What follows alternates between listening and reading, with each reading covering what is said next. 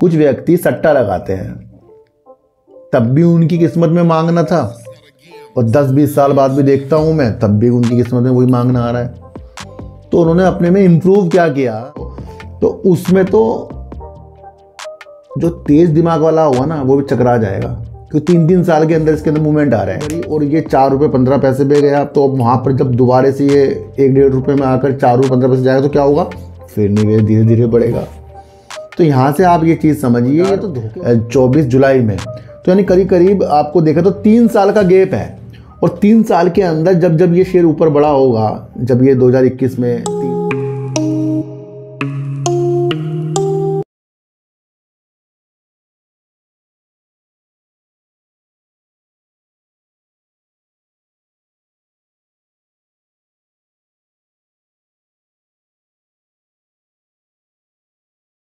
नमस्कार, मैं स्वागत करता हूं आपका अपने ही चैनल पर जिसका नाम है सार्थक बाजार से। आज बात करेंगे जीटीएल इंफ्रा में, और इसके ऊपर भी मेरे प्यारे सब्सक्राइबर ने वीडियो बनाने के लिए कहा है। वैसे काफ़ी वीडियो मैं जीटीएल इंफ्रा पर बना चुका हूं और काफ़ी अच्छी तरीके से जीटीएल इंफ्रा को मैं समझा चुका हूं। फिर एक बार जीटीएल इंफ्रा को अलग तरीके से आज हम समझ कर चलेंगे। दूसरा बात करेंगे अडानी इंटरप्राइजेस $5 बिलियन जो है गूगल डेटा सेंटर यानी कि एआई डेटा सेंटर के लिए निवेश करने की योजना बना रहा है। उस न्यूज़ को भी आज हम समझेंगे, गूगल के साथ क्या पार्टनरशिप इसने की और क्या आगे की रणनीतियाँ इसकी है।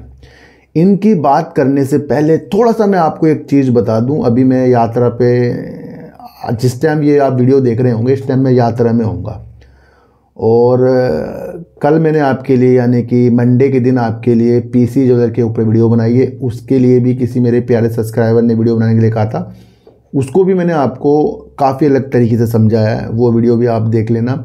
दूसरी वीडियो बनाई है मैंने पटेल इंजीनियरिंग, जो विजय केडिया के खरीदने से तेज़ी के संकेतों के साथ आगे भागा और क्या उसके अंदर रणनीति है, तो वो वीडियो आपके लिए मंगलवार के दिन आएगी। और फिर बुधवार से मैं आपके लिए अलग अलग तरीके की वीडियो बनाया करूँगा। तो फिलहाल ये वीडियो पहले ही बन चुकी है, इसे आप देख लेना। और आज की वीडियो भी अगर आप देख रहे हैं तो ये वीडियो भी मैं शनिवार के दिन बनाकर आपके लिए दे चुका हूँ ना, तो ये वीडियो आपको संडे को मिल रही है। और देखो, जैसे कि आपको पता ही है कि मेरी तबीयत सही हो गई है, और मैं जैसे पहले जाया करता था तो वैसे ही मैं दोबारा से स्टार्ट कर रहा हूँ। पर इस बीमारी ने मुझे काफ़ी स्थितियों के बारे में सोचने में मजबूर किया है। काफ़ी ज़िंदगी क्या है इसे समझने के लिए अलग अध्याय से मेरे अंदर एक चेतना प्रेरित हुई है कि जहाँ अलग अलग चीज़ों के साथ हम अलग अलग कार्यों के लिए भी आगे बढ़ेंगे, है ना। तो वो ये एक स्थितियाँ हैं, इसके लिए मैं यात्रा पर जा रहा हूँ, तो आप ये समझ कर चलना। अच्छा, अगर हम बात करें, गूगल जो है एक बड़ा सर्च इंजन है, आपको पता है अमेरिकी स्थित कंपनी है, और वो कई कई चीज़ों में निवेश करता भी है, आप समझ कर चलना। दूसरा, अगर भारत के अंदर एआई डेटा सेंटर जो सबसे बड़ा बनाने की स्थितियों के साथ निकल कर आ रहा है, वो अडानी इंटरप्राइजेज और गूगल की एक पार्टनरशिप हुई थी 14 अक्टूबर 2025 को शायद। इस वक्त एक पार्टनरशिप हुई और वहाँ पर ये बताया गया कि गूगल के साथ अडानी ग्रुप मिलकर आपका आंध्र प्रदेश के अंदर एक भारत का सबसे बड़ा एआई डेटा सेंटर बनाने की चीज़ों के साथ आगे बढ़ रहा है।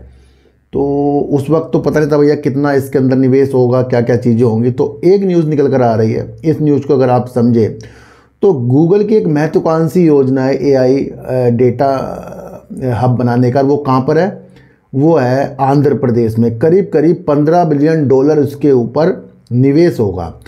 अगर इसके अंदर पार्टनरशिप अडानी ग्रुप की भी है तो भैया कुछ उसका भी तो पैसा लगेगा ना, क्योंकि भैया अगर पार्टनरशिप हो रही है तो कुछ पैसा तो लगना है। तो गूगल तो आपको पता है काफ़ी बड़ी कंपनी है, अडानी ग्रुप भी काफ़ी बड़े हैं भाई, ये भी आप समझ कर चलना। तो करीब करीब $5 बिलियन का निवेश करने की योजना, यानी कि 10 बिलियन तो फिर गूगल का हो जाएगा, 5 बिलियन इनका हो जाएगा, टोटल $15 बिलियन जो हैं इसके अंदर निवेश होगा। और एआई भारत का सबसे बड़ा एआई हब बनेगा। तो इससे जो मजबूती आप गूगल की तो देख ही सकते हैं, साथ साथ अडानी इंटरप्राइजेस की भी एक बड़ी महत्वाकांक्षी योजना है, जहाँ पर वो अपनी इस तरीके के डिजिटल क्षेत्र में भी आगे बढ़ेगा। तो ये एक अच्छी न्यूज़ है जहाँ पर $5 बिलियन के निवेश के साथ अडानी ग्रुप आगे बढ़ रहा है। तो आप ये समझ कर चलें। अच्छा, अब हम बात करेंगे जीटीएल इंफ्रा की। देखो सर, जीटीएल इंफ्रा आपको पता है टावर लगाने में, रख रखाव में, इसमें वर्क करती है। एक टाइम में काफ़ी अच्छी ये कंपनी कहलाई जाती थी और काफ़ी अच्छा शेयर इसका आपको ऊंचाइयों पर मिलता था। पर देखने को ये मिल रहा है कि 13-14 साल से कंपनी का शेयर बस एक ही रेंज में घूम रहा है। अब उस रेंज को आप नहीं कह सकते कि कंपनी ने उसके बीच में थोड़े थोड़े 3-4 रुपये के आपको हाई दिखाए हों और फिर वो शेयर नीचे आ गया हो, तो उसे हम रेंज नहीं समझते, उसे समझते हैं एक धोखा, एक ऑपरेटर की चाल। और अगर ऑपरेटर की चाल नहीं है तो फिर जब ये ₹3.60 गया, अभी हाल ही की बात बता रहा हूँ मैं, जुलाई 2021 की, तो फिर ये धीरे धीरे नीचे क्यों आया?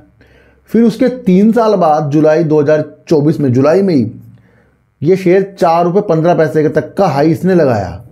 तो यानी कि 2 हाई इसने हमें दिखा दिए। एक तो इसने जुलाई 2021 में ₹3.60 का, दूसरा हाई इसने दिखाया ₹4.15 का 2024 जुलाई में। तो यानी करीब करीब आपको देखा तो 3 साल का गैप है।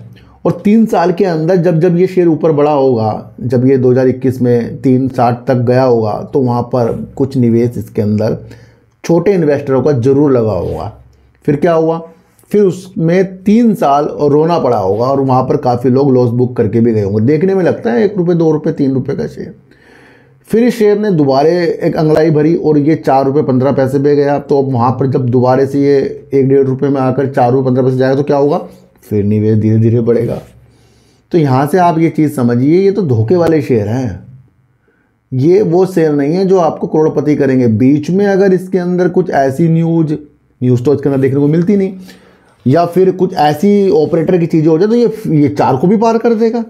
अब उसको आप बहुत अच्छा नहीं समझें, क्योंकि कंपनी के ऊपर काफ़ी कर्जा है और कंपनी ने बैंकों से ऋण भी ले रखा है।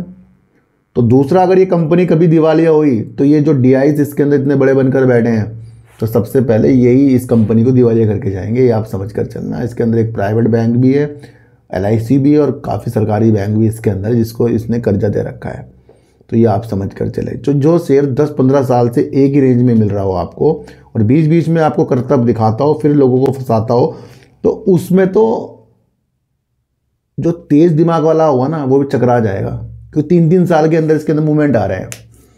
तो आप इस कंपनी से हम हासिल क्या कर लेते? तो बात तो वही है ना कि ₹1000 में कितने शेयर आ जाएंगे, और ₹1000 में कुछ बड़ी कंपनी के लिए तो एक ही शेयर आएगा। बात वही आ रही है। पर अगर बड़ी कंपनी अच्छी है तो वो आपको बचा रही है, पर ऐसी कंपनी तो पता ही नहीं कि कब ये क्या करवट बदल ले, तो वो विधि से समझिए। और अच्छा, अगर आप टावर में इतनी स्थिति समझ रहे हैं तो भैया BSNL जो इतने टावर की बौछार आगे तक बढ़ा रहा है, तो फिर इसकी सेल बहुत ज़्यादा हो जानी चाहिए थी। कि अगर ये भी कम, बता रहा हूँ, मुझे पता नहीं किस कंपनी से बता रहा हूँ, क्योंकि अब 5G में वर्क हो रहा है ना, और 4G का विस्तार हो रहा है, और 6G की तैयारी हो रही है। और ये टावर में अगर कंपनी काम कर रही है तो फिर ये जो उस विधि से भी आगे बढ़े कि उन कंपनियों के साथ ये वर्क करे और कहीं ना कहीं अपने राजस्व को बढ़ाए। पर ये देखने को मिलता ही नहीं। और अगर हम कंपनी की स्थितियां देखें तो साल दर साल या क्वार्टर दर क्वार्टर कंपनी का जो सेल है ना, ये एक ही रेंज में है, 336, 356, इस तरह बता रहा हूँ, एक ही रेंज में, 400 से पार नहीं हो रही है। तो जब इस कंपनी के अंदर बहुत भला होगा तो क्या आपको देखने को मिलेगा कि जो इसका राजस्व यानी सेल है वो इंक्रीज होगी। धीरे धीरे कंपनी लॉस को कम करेगी, और लॉस में को कम करने के बाद कंपनी प्रॉफिट में आएगी। फिर प्रॉफिट में आने के बाद कंपनी अपने कर्ज को उतारेगी। तो ये आपको समझना है। तीसरी अगर मैं आपको बात करूं तो कंपनी के अंदर प्रमोटर 3.28% करीब के हैं, जो काफ़ी कम है। और अचंभित बात यह है कि 3.28% के जो इसके अंदर प्रमोटर हैं वो 100 के 100% प्लेज है। अब मैं सारी ऐसी आपको चीज़ें बता रहा हूँ जहाँ आपको निगेटिव भी कुछ चीज़ें लग रही होंगी, तो बहुत लोगों को गुस्सा आ रहा होगा जो छोटे छोटे शेयर के ऊपर दिमाग लगाते हैं, भैया कैसी कैसी बातें कर रहा है। पर अगर कोई बड़े लोग भी आपको समझाएं तो भैया यही समझाएंगे। तो मेरा तो माध्यम खरीदने बिकवाने का तो है ही नहीं।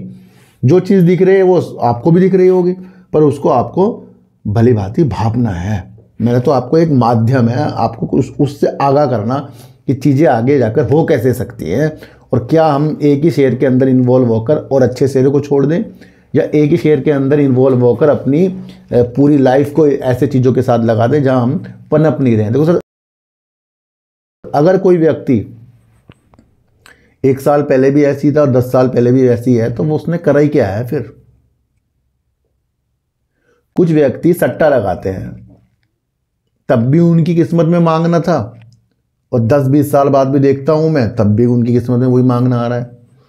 तो उन्होंने अपने में इम्प्रूव क्या किया कि जहां उनको अपने सिर उठाकर चलने की एक अच्छी सी भावना है और दुनिया को दिखाने की भावना है कि हाँ हमने शेयर बाजार से कमा लिया।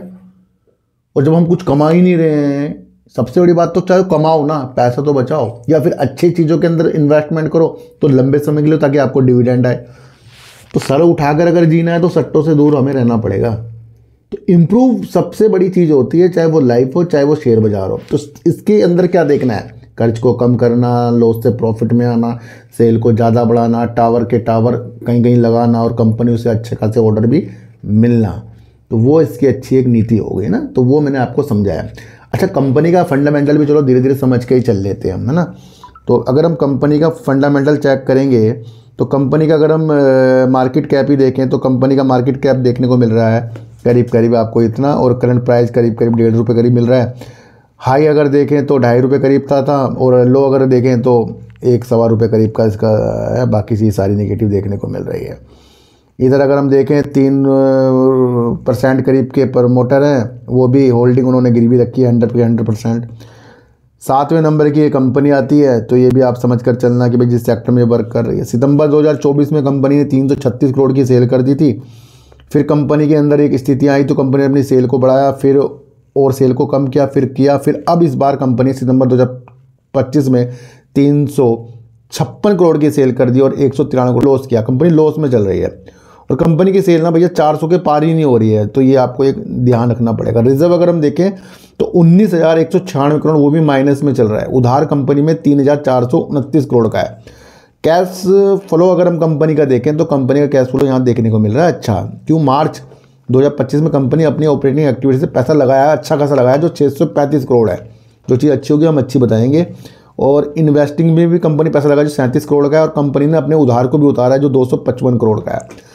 प्रमोटर है, देखो आपको कितने कम देखने को मिल रहे हैं, 3.28% कंपनी के अंदर प्रमोटर हैं। एफआईज ने खेल कर दिया, जून 2025 में अपनी होल्डिंग को बढ़ाया, फिर बाद में बहुत कम कर दिया। डीआईज कंपनी के अंदर भी धीरे धीरे कम हो रहे हैं, और डीआईज की होल्डिंग जा कहाँ रही है, क्योंकि प्रमोटर तो उतने ही है, और एफआईज ने भी कम किया है, तो सारी होल्डिंग जा रही है पब्लिक के पास। जहाँ पब्लिक मार्च 2025 में 61.49% थी, जून में हो गई है 62% और सितंबर में हो गई 63%। और ये आप बैंक देख सकते हैं जिसने इनको लोन दिया है और चीज़ों के साथ आगे बढ़े हैं। तो ये पब्लिक क्यों ऐसी चीज़ों के साथ आगे बढ़ रही है जहाँ इतनी सारी पब्लिक हो रही है। छोटा शहर है ना, हमारे दिमाग में हमारा छोटा शहर।